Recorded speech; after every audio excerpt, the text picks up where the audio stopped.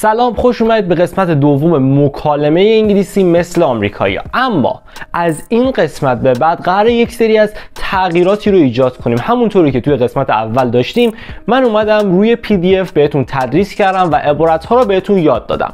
اما به خاطر یه سری از مشکلات که حالا باعث شد ویدیو طولانی تر بشه، یه سری اوقات از حوصله خارج بشه، من تصمیم گرفتم که PDFش رو توی کانال تلگرام قرار بدم که شما PDF کتاب رو داشته باشید و هر سری توی هر ویدیو بیام اون عبارت‌های مهمش رو درس بدم. یعنی داستان کتاب رو بذاریم کنار و در اصل اون لغات، اون عبارت‌ها و اون اصطلاح‌های کاربردی رو بیایم اینجا با همدیگه کار بکنیم، مثال بزنیم و بهتون بگم که چطور میتونید باشون جمله سازی بکنید. کارو دفترچه‌تون آماده کنید که بریم سراغ قسمت دوم مکالمه انگلیسی مثل آمریکایی‌ها. سلام، من احمدم، اونجا آکادمی EFL هاوس. اگه اولین بار ویدیو من تماشا می‌کنی، من تو حوزه زبان انگلیسی ویدیوهای منتشر می‌کنم که کمکت می‌کنه این زبان رو راحت‌تر و سریع‌تر یاد بگیری. پس تو هم اگه دنبال و مشتاق یادگیری این زبان به شیوه ساده‌تر و آسان‌تر اما با سرعت بالاتر هستی، بهت پیشنهاد می‌کنم که ویدیوهای منو دنبال بکنی و کانال رو سابسکرایب داشته باشی. بریم سراغ ویدیو امروز درباره قسمت دوم کتاب Speak English Like an American. اولین اصطلاحی که باید توی دفترچه لغاتتون یادداشت کنید این اصطلاحه: change someone's mind. change someone's mind. حالا این به چه معنیه؟ این به معنی عوض کردن تصمیمه، عوض کردن فکریه که داشتی، تصمیم تو عوض کردنه. به عنوان مثال میخوام بگم تو تصمیم تو درباره دکتر شدن عوض کردی. میگم Do you change your mind about becoming a doctor? نظر تو درباره دکتر شدن عوض کردی. یادمون نره change someone's mind. حالا به جای اون someone's میتونیم هر چیز دیگه بذاریم. اگه اون دختره نظرش رو عوض کرده میگیم change her mind. اگه اون پسره نظرش رو عوض کرده میگم change his mind. به عنوان مثال میخوام بگم اون پسره نظرش رو درباره رفتن به خارج عوض کرد. میگم he changed his mind about going abroad. ببینید change his mind گفتم با اینکه درباره اون پسره میخوام حرف بزنیم. بریم سراغ اصطلاح بعدی. توی این اصطلاح که توی فارسی هم دقیقاً عینشو داریم اینه. دیدید توی فارسی میگیم گفتنش آسونه، مثلا فلان کار گفتنش آسونه. منظور این که بخوایم انجامش بدیم خیلی سخت داره. اینو ما توی انگلیسی چجوری میگیم؟ مثلا میخوام بگم تو میخوای کوه اورست رو فتح کنی، بری بالا، گفتنش آسونه. میگم you want to climb the Everest, easier said than done. easier said than done. این که میگیم easier said than done به معنی اینه که گفتنش راحته، در اصل کار خیلی سختیه. easier said than done. توی انگلیسی وقتی میخوایم بگیم من اخراج شدم، 90% دانش آموزان میگن I'm fired. I'm fired. من اخراج شدم. اما به یه لول بالاترش رو یاد بگیریم. به جای که بگیم I'm fired بگیم I got canned. I got canned یعنی اخراج شدم. حالا میخوام بگم اون پسر اخراج شد.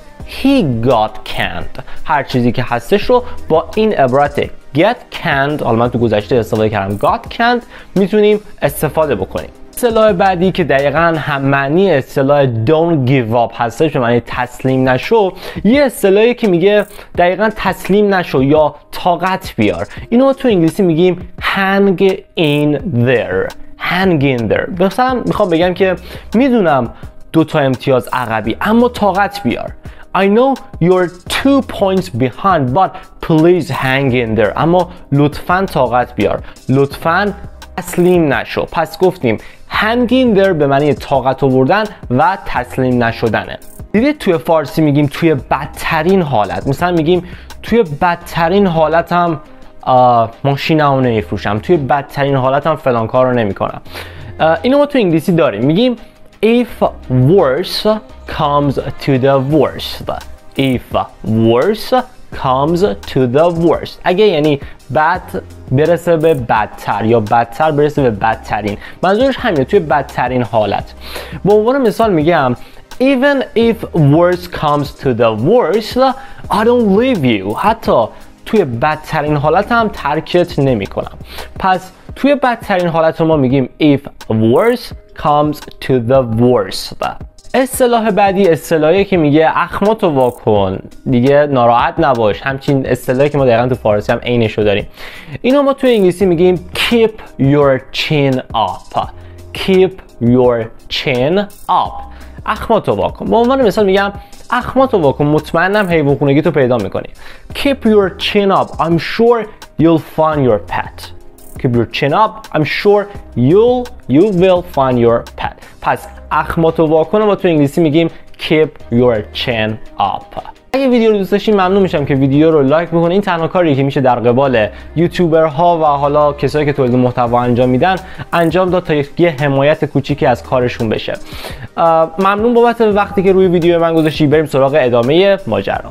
عبارت بعدی که برای توضیح دادن افراد فقیر هستش، تو فارسی هم میگیم پول بخور نمیر یا دستش به دهنش نمیرسه و همچین اصطلاحایی رو استفاده میکنیم توی زبان فارسی. اما تو انگلیسی میگیم live from hand to mouth. live from hand to mouth. به عنوان مثال میخوام بگم اون خیلی فقیره و حالا دستش به دهنش نمیرسه. He's really poor and he lives from hand to mouth.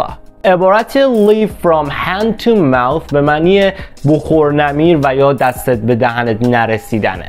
عبارت بعدی look on the bright side هستش. look on the bright side یعنی نیمه پر لیوان رو نگاه کن. به عنوان مثال میگم I know you lost your job. میدونم که شغلتو از دست دادی. But look on the bright side. You have more free time. free time بیشتری داری. وقت آزاد بیشتری داری. Look on the bright side به معنی نیمه پر لیوان رو دیدنه. ما توی فارسی میگیم از پس هزینه ها بر اومدن، اما عین اینو ما توی انگلیسی چجوری میگیم؟ میگیم make ends meet. make ends meet یعنی از پس هزینه ها بر اومدن و معمولا هم این فعل و این عبارت منفی به کار میبره. مثلا میگه اگه نمیتونی از پس هزینه ها بر بیای، اگه نمیتونی تا آخر ماه برسونی، مثلا فلان کارا کن. If you can't make ends meet, you would better find a new job. اگر از پس هزینات بر نمیاد، پس بهتره پس بهتره یه شغل جدید پیدا کنی. پس make ends meet به معنی از پس هزینه ها بر اومدنه. توی انگلیسی پایه اگه بخوایم بگیم من بیکارم، میگیم I'm unemployed. یعنی من بیکارم. و unemployed یک نونه.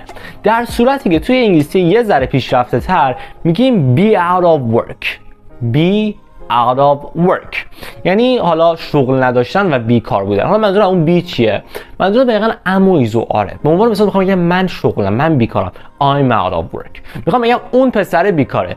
He's out of work. اون دختره بیکاره. She's out of work. پس یادم نره be out of work به معنی بیکار بودنه. توی فارسی میگیم فلانی دست راست منه. منظورمون چیه؟ منظورمون این که خیلی بهش اعتماد داریم، کارش درسته و حالا جانشین ماه یه جورایی. اینو ما تو انگلیسی میگیم right hand man. right hand man. به عنوان مثال میخوام بگم Alex is my right hand man. Alex right hand man بنده است. یعنی دست راست منه. پس دست راست کسی بودن، این اصطلاح رو میگیم right hand man. اصطلاح بعدی که اصطلاح از پشت خنجر زدن یا همون خیانت کردن رو ما تو انگلیسی چجوری میگیم؟ میگیم stab someone in his or her back. یعنی از پشت به کسی خنجر زدن. به عنوان مثال میگم I know he's my friend. میدونم که دوستمه. But he stabbed me in the back. He stabbed me in the back. یعنی از puşt به هم خنجر زد، به هم خیانت کرد. پس این عبارت خیانت کردن، از پشت به کسی خنجر زدن رو میگیم stab someone in، حالا his اگه اون پسره بود، her اگه اون دختره بود و back هم به معنی پشته. اصطلاح بعدی اصطلاح بلند پروازی کردنه. یعنی خیلی بزرگ فکر کردن، خیلی بلند پروازی کردن و اینجور مسائل. اینو میگیم think big، یعنی دقیقاً بلند پروازی کردن، خیلی گنده فکر کردن. به عنوان مثال میگم he wants to be a president. اون میخواد یه پرزیدنت بشه، میخواد رئیس جمهور بشه. he always thinks big. همیشه بلند پروازی میکنه. پس think big به معنی بلند پروازی کردنه. آخر که به معنی اصطلاح عمرن، هرگز، اصلا هستش، شما چجوری تو انگلیسی میگیم؟ میگیم when pigs fly. when. مثال دوستم ازت میپرسه که کی کارتو شروع میکنی. when do you start working؟ کارتو کی شروع میکنی؟ میگم عمرن اصلا when pigs fly. اینو میتونید توی جواب همچین سوالهایی بپرسید. به عنوان مثال دوستم میگه دوست دختر سابقت زنگ میزنی. when do you call your ex girlfriend؟ میگم when pigs fly. وقت گل نی، اصلا عمرن. ممنون که تا اینجا ویدیو رو تماشا کردی. اگه ویدیو رو خوشت اومد قسمت 1 هم یه سر بزن. Thanks for watching.